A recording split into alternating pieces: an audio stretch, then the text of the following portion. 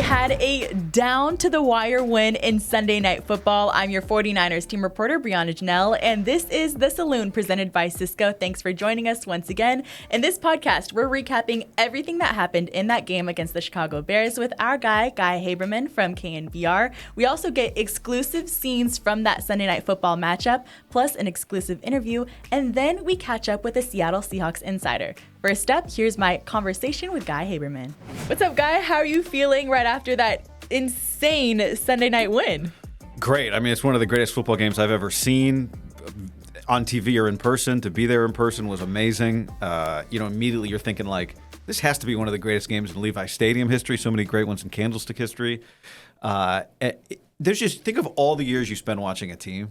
How often does it all line up like this? Like, you're going to get one game at the end of the year for everything. It's rare, so I'm loving it. I know, speaking of Levi Stadium history, Sunday night was a ton of fun, but I think Saturday is going to be a huge party because there's just so much on the line. The NFC West crown, the number 1 seed, plus you talked about Levi Stadium history. It'll be the first time the 49ers are wearing their full black uniforms, brand new, the rivalries uniforms. The players actually had a hand in helping create them. It's going to be all black from the fans in the stands. Yeah. It's going to be a really, really cool environment. Which is cool. You know, it's something you get a lot. College football is like you get Penn State does the white out, or you do a black out, or you do a stripe out, or whatever. You don't see it as much in the NFL. And then for it to be a night game, right? Like when you schedule it, you don't know the game's going to be a night game. Mm-hmm. You think it could be a 1 o'clock game. But when you get a blackout at night, that's also, twice as cool. And then it's a rivalry. It's a rivalry jersey. It's a rivalry team, the Seahawks. It's perfect. I couldn't have predicted it at the beginning of the season. It's perfect. It's really special. Now, speaking of chaos, I felt like Sunday night was chaos at times with all the scoring and the lead changes. What stood out to you in real time for those who weren't there, if you happened to miss it, which is, I also think, insane. What was it like being at Levi Stadium on Sunday? It was amazing. I think quarterbacks are stars. They need help. Like every great team, it's a team. But so much of sports is the star against the star. And, in basketball, they can defend each other. In football, they can't. The quarterback plays against the other defense. But every once in a while, you get a game like this, which it is, in some ways, the quarterback playing against the quarterback, because you have to keep one guy raises the stakes, the next offense has to go do it again.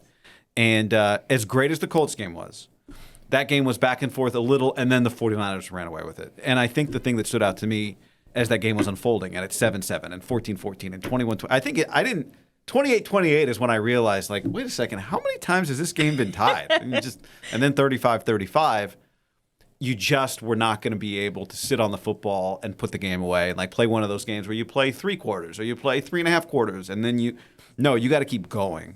You got to go take it. And that, to me, was what it felt like in the moment as you realized, okay, this is one of those games that's going to come down to the end. Somebody's going to have to take this thing. And I think those are the best games, right? Yeah. Like, we love a 12-12 defensive duel or whatever, but the games where the quarterbacks are dueling is, I think, football at its finest, and that's what we had. Yeah, they put on a show, and like you said, all those ties throughout the contest, it did make NFL history. First time in a regular season game that has been tied at each of those scores, so 7, 14, 21, 28, and 35. Just insane.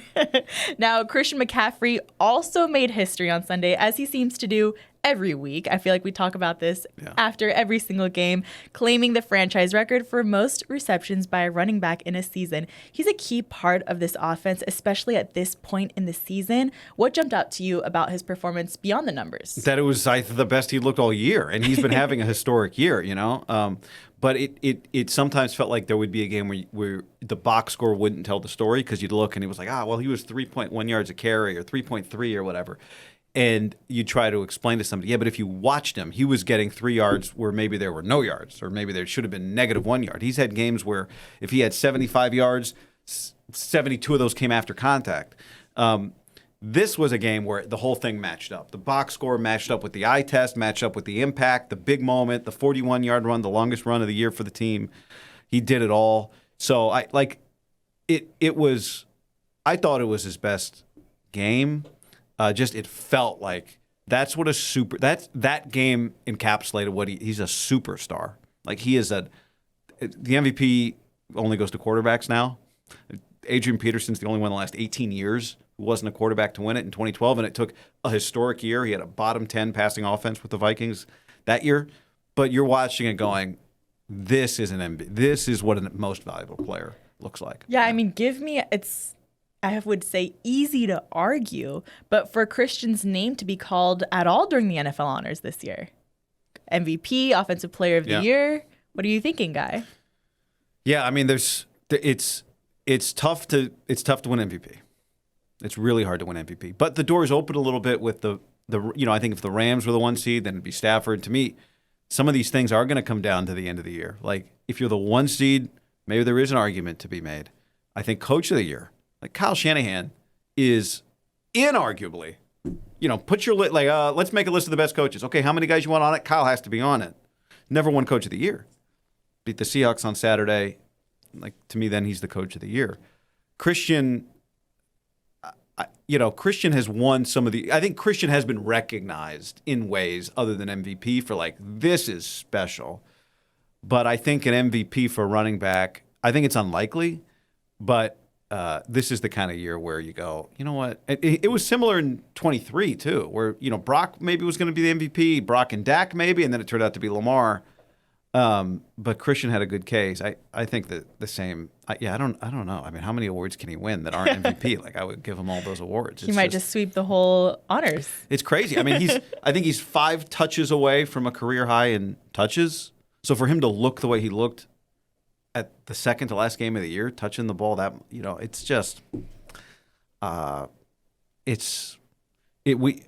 think you're aware of this when you watch him because you just don't see guys that look like him. But I think everyone had to be pretty aware the other night. Like this guy, we are not. You just don't get to see players like this. Mm-hmm. So even more on the line than what meets the eye for Week 18. Quite a few, I'm sure, player achievements. Yeah. A lot for the guys on the roster. But talking about those stars at the beginning of the podcast, Brock Purdy had one of the most complete games, I honestly think, of his entire career. People always talk about the guys who aren't playing when it comes to the Niners and all the unfortunate injuries that have happened over the course of this season, but he managed to spread the ball out to a list of different receivers. Tell me your thoughts on how he was able to keep the offense on track. And how about Austin? You had a chance. I think his performance was made more special. Kyle and him would probably, by the fact that he threw an interception for a touchdown on the first play. You know what I mean? Like my analogy is when you write a paper for college applications, they want to hear about what you overcame, not how easy everything was. And when you throw a pick six on the first play of the game, it's like, okay, now the pressure's on. How do you respond to this moment? And Trent gets hurt. And then they come right back, and Jake Tonjes has 3 catches on that open. How are you replacing George? Well, Jake, remember when Jake Tonjes was one of the leading receivers on this team? That happened again, right? Remember when Week 1 against the Seahawks? I mean, he almost had the 2 best catches of the year with the Seahawks touchdown and the touchdown that wasn't a touchdown but should have been a touchdown. I hear you. In Indianapolis. Mm-hmm. But so, I thought just overcoming that, and you're right, like Demarcus Robinson, who we've seen him, I think, down the stretch make some huge catches. He had the big touchdown against Indianapolis, the big catch to get the ball down to the 1-yard line last week. Kendrick Bourne was a savior for this team for a couple of weeks. You think back to the Rams game on the road early in the year. And he's had some, can you perform when you don't get 15 targets, when you're just going to get the 1 shot? Yes. Kendrick Bourne, click, check, yes. Juszczyk, multiple big plays. Brian Robinson has made multiple big plays offensively.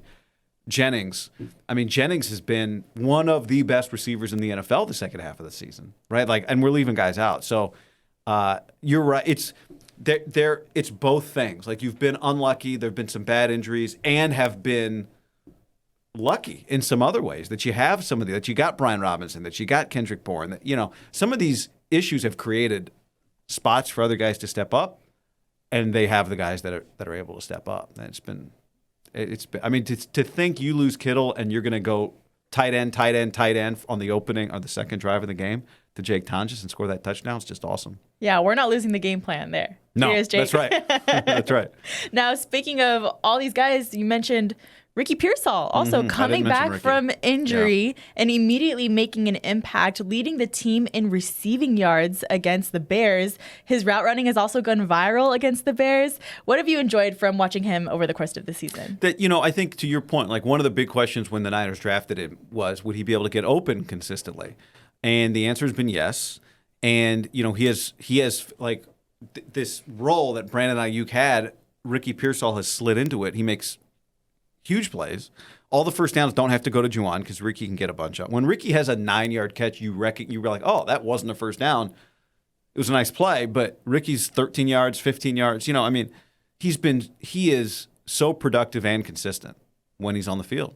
And I think the one thing that made me feel good going into that game, you lose George, but Pearsall comes back. Mm-hmm. And Pearsall has just he's been awesome. He's really been awesome. Definitely a reliever. He needs a touchdown this week. I hear you. This is his week for a touchdown. Come on, Ricky. Against the Seahawks. Yeah. You got this. Let's get that route running viral and then a viral touchdown. Yep. And then maybe a viral touchdown dance. Now, in a game dominated by offense during Sunday Night Football, the defense made a stand at the very, very end. What impressed you about that final drive? Because I'm sure everyone was clutching their pearls, biting their nails. Yeah. I know I said like winning on off, like these quarterback duels are cool, and they are. But there is also something special about winning a game on defense. Dre Greenlaw making the stop in 2019. The Rams game earlier this year, 4th down defense, get a stop, win the game in overtime. And especially when a team is like on the 2-yard line, because what happens when a team's on the 2-yard line? They score. And this is what this isn't just any team you're playing. You're playing a team that's known for their nobody's done it comebacks. They had 6 games. They've done it 2 minutes or less. They've trailed and won. It's an NFL record. And you're thinking, okay, here we go again. And I think the underrated part of that last defensive effort was they were on the field for 15 plays. Like, it was a long drive. They had to go a long way. And they have made Diamador Lenore preventing that slant and lateral from being a touchdown. Like, I think the Bears call that play to score a touchdown. And preventing that, calling it a trick is too strong, but it's a misleading play to be heady enough to make that play. And then obviously to find a way to keep Caleb from the end zone and make the adjustments, the linebackers making the adjustments on the last play.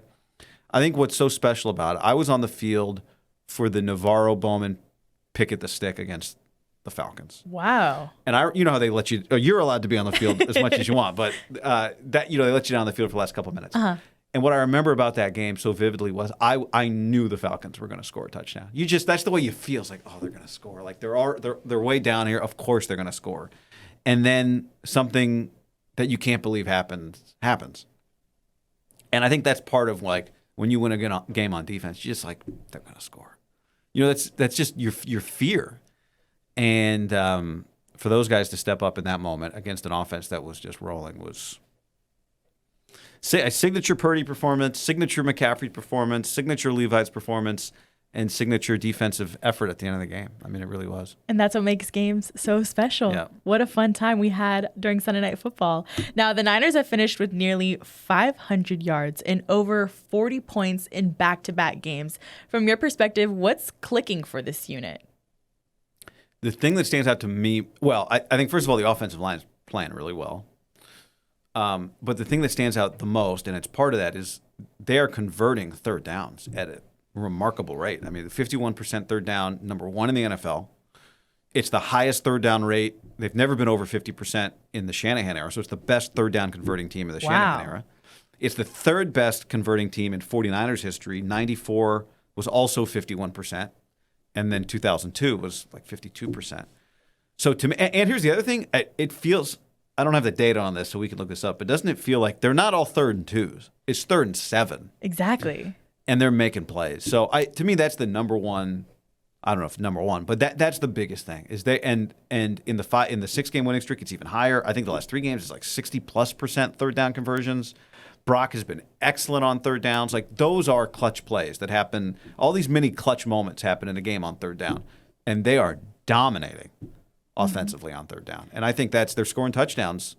Because, they're scoring touchdowns in the red zone too, but the third down thing is just awesome. Yeah, all those highlight-worthy catches and big gains that we see, they're always fun to watch, and especially when they go viral online. But if you're able to convert on third down, that's how you win games. And so that seems to be the secret sauce and really the most important thing for the Niners this season. I think so. And I think part of it is that Brock really feels like he's finding the perfect balance between when to create and throw, when to create and run, when just to run. That's part of what was on display on Sunday was the rushing touchdown on a little kind of RPO, the creative runs when he's flushed.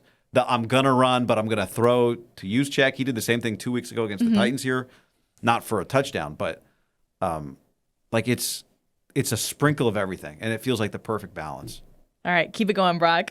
Yes. Our Brock star. Now, this was another prime time at Levi Stadium. So far, the 49ers are undefeated in prime time. How different? 5? Yes, five prime time games. So this will be 6? Yes, 6 with the Seahawks coming up on Saturday, our first primetime Saturday here at Levi Stadium during 2025 season. But how does the atmosphere feel during these night games? I love it. It's like, it's actually so good that for the 1 o'clock games, you have to go. I just have to go, like, remember, it's just as big as the night games. Because the night game is just something, I don't know what it is. Maybe it's the fireworks hit different. It has to be the fireworks, the iconic halftime show. Did you catch any of halftime? Did I catch halftime? You know what was great about that halftime? We were just talking about this. So I had a baby boy 7 weeks ago, and they say, like, make a playlist for the delivery room. So you just put a bunch of songs on. Well, he was born to, the song that just happened to be playing was Don't Stop Believing. You're lying. So when they played it, when they performed it, which was just awesome, I was just like, this is unbelievable. And it's perfect for this team, that song. I mean, it is, it's perfect. So, there's something about the bright lights. The bright lights tell you, like, it's center stage. There's a reason Staples Center has lit the court that way for so long, and now everyone kind of copies it where the crowd is darker and the bright lights are just on the court. So I don't know what it is. It's there's some sort of magic in the air. It really is magic. it really is magic. Yeah. There's a reason, like, the best parties you throw aren't at 1 o'clock in the afternoon.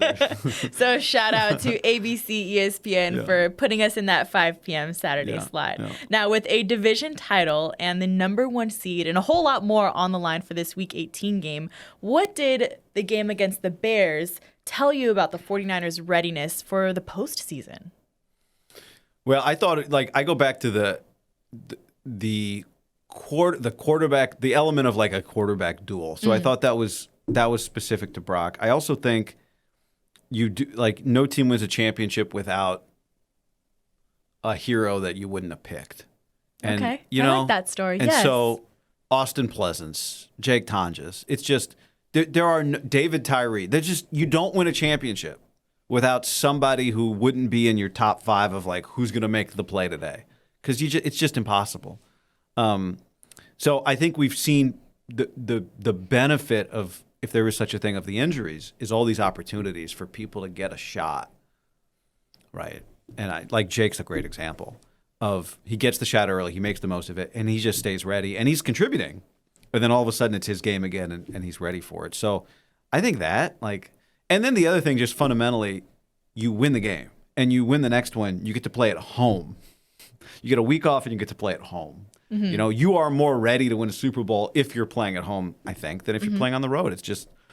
It's a better way to go. No team has, the closest anybody's ever come is the 49ers in 84, because the Super Bowl was hosted at Stanford Stadium. But no team in NFL history has ever hosted every postseason game and also hosted the Super Bowl.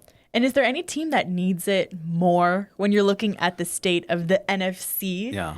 With, again, all the unfortunate injuries that the team has been working through, if anyone needs rest, I think it's the Niners. So a lot of gifts to work for in this Week 18 game. But, Guy, thank you so much for joining me to recap all the fun that happened on Sunday night. I'm excited, really excited. I'm sure all the faithful are for this Saturday. All right, Bree, thank you. Now it's time to go in the trenches with the 49ers in their prime time matchup against the Chicago Bears. Here are exclusive scenes from that contest. Wake up, it's Sunday Night Football! Just lock in. Prime time. Ain't nothing to see. All action. No play. Come on, man. We back prime time. Prime time Niners, for real. They don't get no bigger. They don't get no bigger. Come on, Sunday night, man. Let's do it. They don't get no better than this.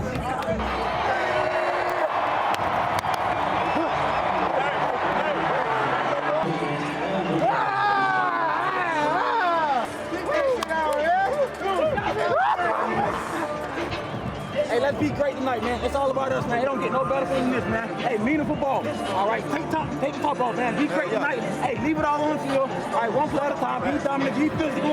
All right, and care about one another tonight, man. Slide out, 1, 2, 1, 2. Slide out.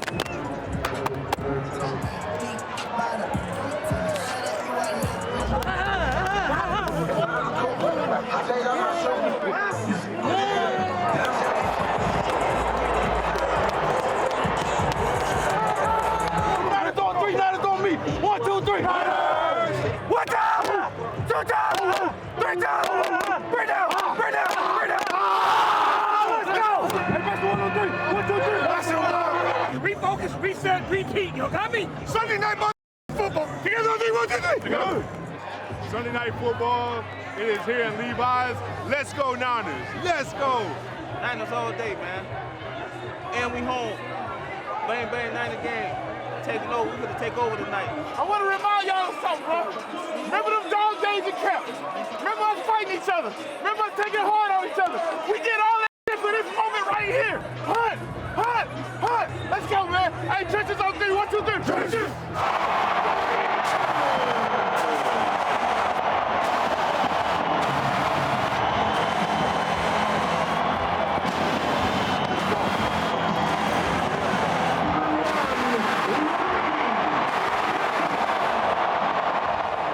What do you say, football? We're there with you today, bro. Cool, baby. Let's go. Let's do it together. In the moment, let's do it. Yep.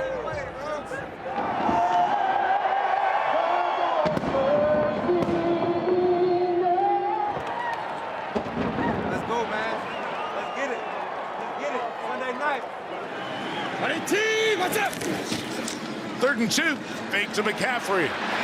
Purdy moves, flies towards the end zone. It's down at the 1 to Demarcus Robinson.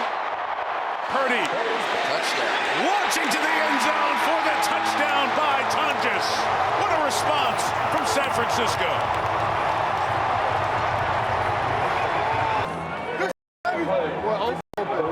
Great job, kid. And Blackwell, RD. Let's do it. Let's do it. Let's do it. Let's do it. They got to feel us. And illness has been a problem. 3rd and 4. Williams throws. DJ Moore broken up. Ji'Ayir Brown knocks it away. That's how you do it. That's how you do it, Ted. Purdy on the boots. Got space. Gonna take off. Inside the 5. Purdy into the end zone. Touchdown, San Francisco.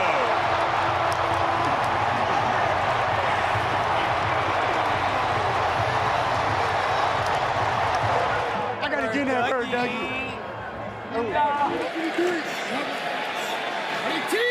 First and goal, use check in motion, leading the way from McCaffrey to the edge, to the end zone. Touchdown, San Francisco. CMC TD. 2nd and goal, Purdy keeping, and he scores again.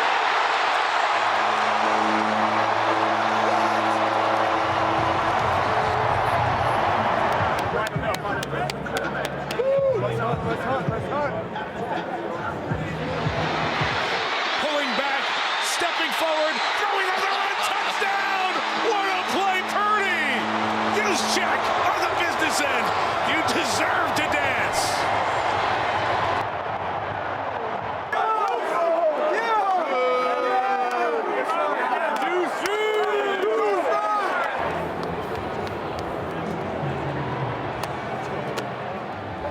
Hell yeah, kid. Woo!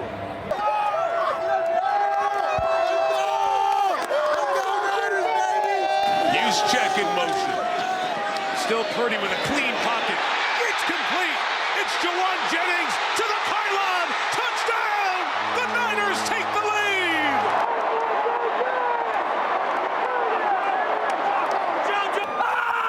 Come on, I see you.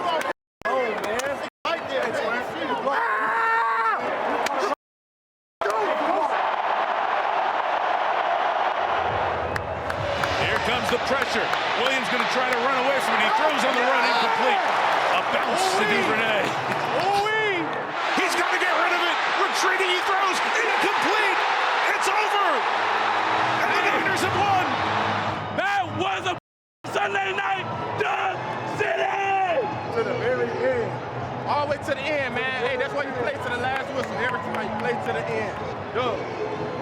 Dub City, baby. Let's go. Another one down, let's go! God so good. God so good. It ain't always pretty, baby, but we got it! Dub City! Let's go!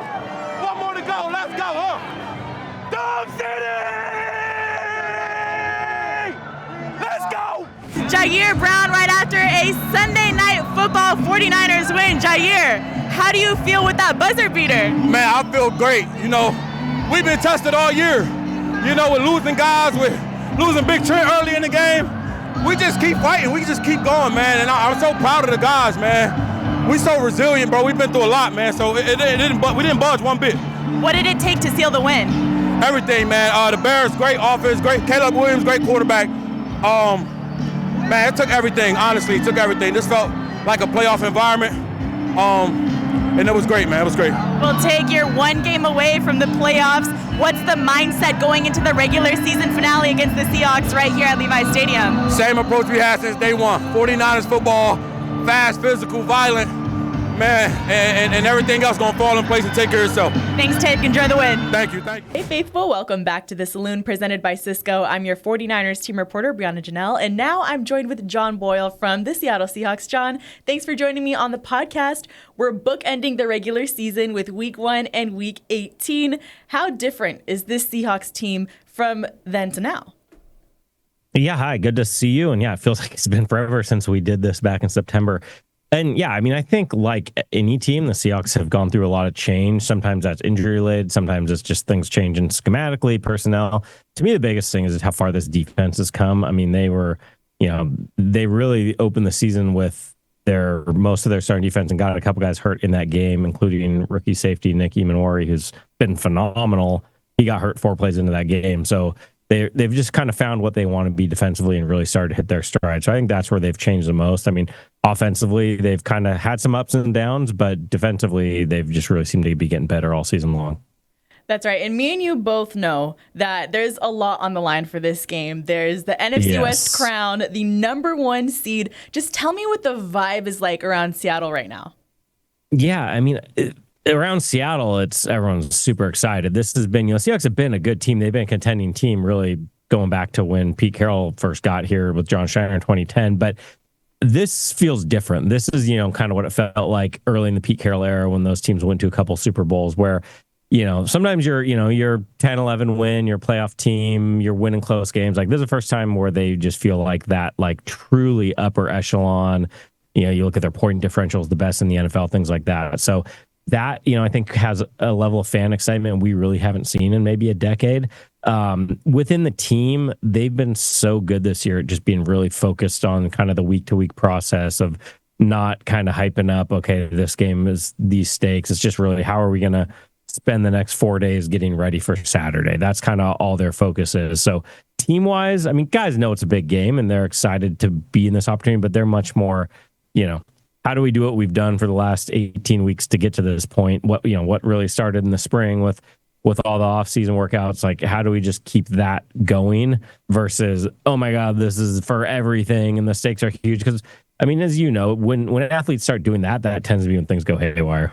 Now, we've seen it on tape. Seattle's defense has been strong all season. I believe it's been quite a long time since Seattle has allowed even a 100-yard rusher. So what part of that unit do you think will be most tested by the 49ers offense? And yeah, I mean, they've faced a pretty good gauntlet of running games lately.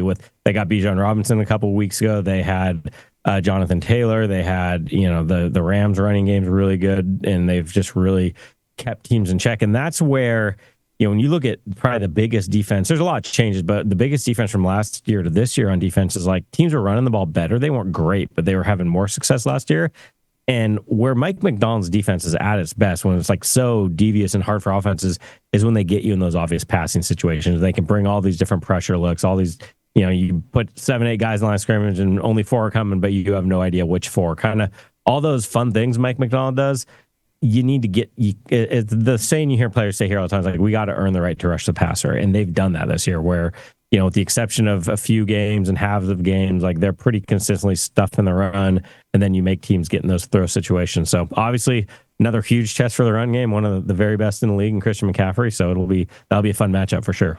Yeah, I guess my follow-up question there is that we know that the Seahawks defense has been outstanding. We could see it on tape. But what part of that unit do you think could be challenged by the 49ers offense? I mean, boy, it's obviously that offense challenges you in a lot of ways. I think what we saw in the most recent Rams game, which Seahawks won, but the Rams put up huge numbers, is so many of these West Coast Shanahan, McVay tree offenses are so good at working stuff kind of that intermediate level of field and attacking spots and zones. And that's where, Matt Stafford had a lot of success on some kind of deep to intermediate stuff across the middle where he's just, guys are kind of doing what they're supposed to do, but maybe the drop from the linebackers and just right, just things like that. So that to me, when you talk about this style offense, is always something you got to be on top of. And then obviously when you have a, elite all-pro caliber running back who's a dual threat, that's going to be a huge factor as well. You talked a lot about how Mike Macdonald was really making sure that this defense is running tight and that this mindset for the Seahawks has sort of been 1-0 every week as we see in football. How do you think these last few games late in the regular season is preparing the Seahawks for the postseason? Yeah, I mean, I think what really probably helped for the postseason the most is they've had a couple of really, this past week, not so much, but they've had a couple really tight wins where, obviously you want to be in control of the whole game and play your best whole game. But like realistically, if you're going to make a run to a Super Bowl, you're going to face some close late game situations, some really, tight games down to the wire. And they had 2 of those back to back against the Colts. And then obviously the overtime Thursday night win against the Rams, where they're learning how to win late. Because look, it's great to blow teams out and win by double digits. And they've done that a lot this year, but you can't count on that in the postseason. So I like that they've kind of had to be battle tested in recent weeks. I think whichever team gets a win this Sunday is going to experience that as well. I can't imagine this being anything but a fight to the end. So I think these type of games are great for getting playoff ready. And I mean, the race for the NFC West has been a tight one all season long. So I'm sure 49ers fans are keeping tabs on all NFC West teams in this division. But for those who maybe aren't watching the Seahawks as closely, tell us some players to keep an eye on in this contest.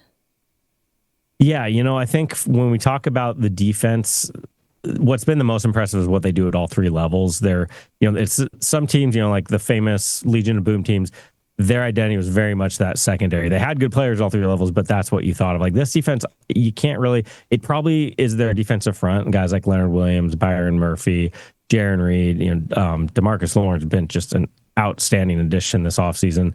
But really all 3 levels, they've got playmakers. So defensively, it's, I think what really makes it go on the back end is I mentioned Nicky Minori earlier and then Devin Witherspoon, 3rd Pro Bowl in as many years. Those 2 guys are such fun chess pieces for Mike Macdonald that they, they're real physical players. They can play the run, they can play in the box, but they can cover, and they're really athletic. So it's just the kind of guys that are really fun to scheme with for a coach like Mike Macdonald.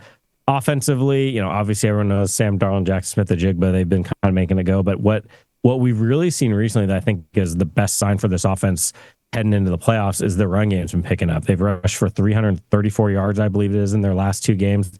100-yard performance from Kenneth Walker one week and then from Zach Charbonnet the next. So if they can get that run game going and with 2 different backs doing it, I think that could be the real difference for this offense to kind of get over the hump. Awesome, John. Thank you so much for joining us on the podcast, and we'll see you in week 18. Happy to do it.